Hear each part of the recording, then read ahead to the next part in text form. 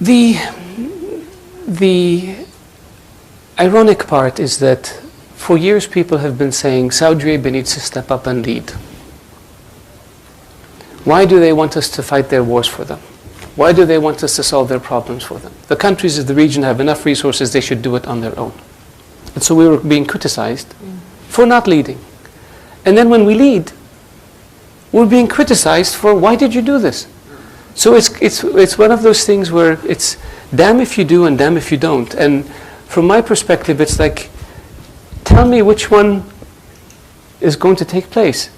If you want us to lead, then support us.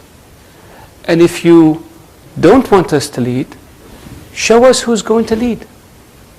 But you can't criticize us for not stepping up and then criticize us when we do step up. There's a hypocrisy in this. So is it a new Saudi doctrine?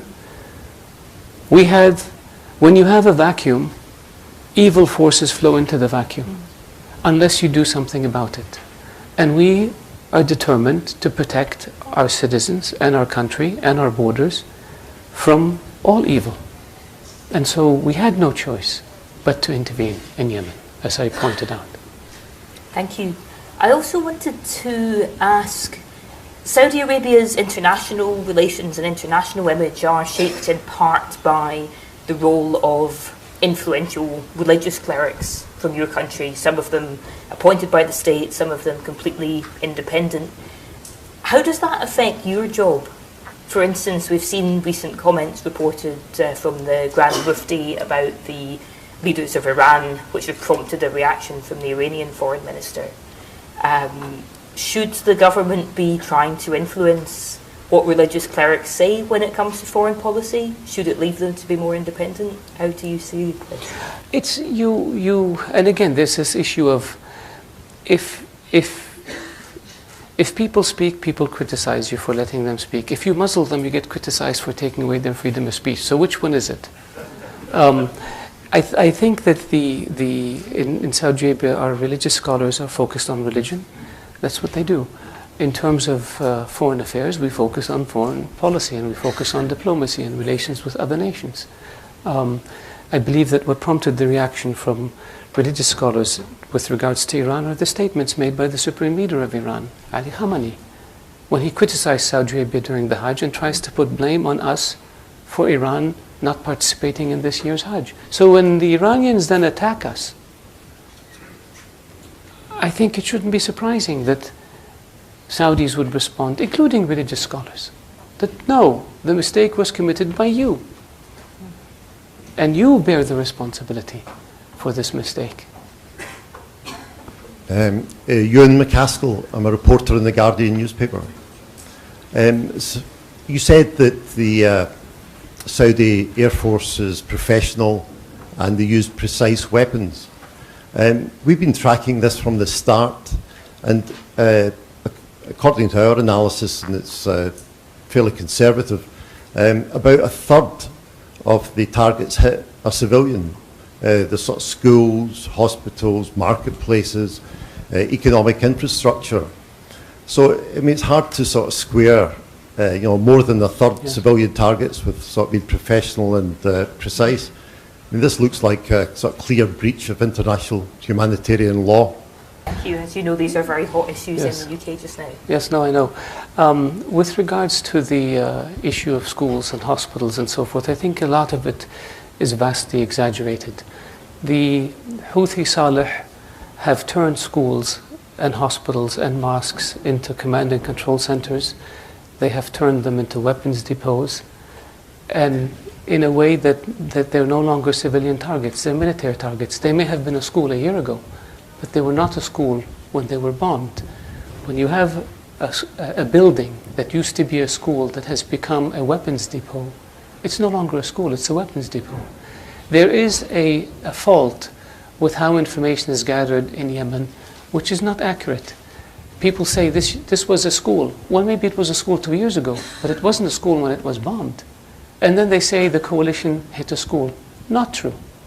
People accused us, the coalition, of bombing a wedding party in which 120 people died. We had no planes the day of the wedding, the day before the wedding, or the day after the wedding. But I don't see anyone retracting the charge. We were accused of bombing the old city of Sana'a, common heritage of mankind, when we had no flyers anywhere near the old city. I don't see anyone coming and saying, sorry, we charged you incorrectly. We're accused of dropping cluster bombs, British-made cluster bombs, 755B. Amnesty reports, and for months the media talks about how we used cluster bombs in Yemen. Well, guess what? The cluster bombs were bought in 1985. By 2005 they were obsolete. Great Britain could not extend the shelf life of the cluster bombs because the US signed conventions. And our airplanes, the Tornado airplanes we bought from Britain, the electronic warfare systems, when they were upgraded to accommodate new munitions, the ability to accommodate cluster bombs was removed because Britain signed a treaty to that effect. So if you have a bomb that's a dud, and you have a platform, the airplane, that can't use the bomb, how can we have dropped it? Where's the logic? Okay, there's a bomb in Yemen that didn't explode, so we're investigating to see how it got there. But people jump to conclusions when it comes to Saudi Arabia and the coalition. And then things get exaggerated and gets repeated, and it becomes a fact. And nobody takes a step back and says, wait a minute.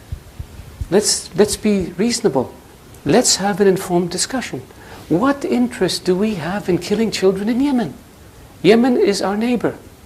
We have been by far the largest supporter of Yemen for the past 40 years. By far. We have 4 million Yemenis living in Saudi Arabia. Why do we want to antagonize them? I don't see criticism about child soldiers by the Houthis. I don't see criticism about indiscriminate bombing by the Houthis. I don't see criticism about the Houthis violating international resolutions and taking over a country. I don't see criticism of the Houthis lobbing ballistic missiles at Saudi Arabia. But I see criticism of Saudi Arabia in defending a legitimate government based on international law and based on United Nations. They shell indiscriminately. They starve people. They hijack humanitarian assistance. And yet, these charges that are leveled at the Kingdom of Saudi Arabia and the coalition, when they turn out to be bogus, nobody stands up and says, sorry, we were misinformed. They just go on to the next one.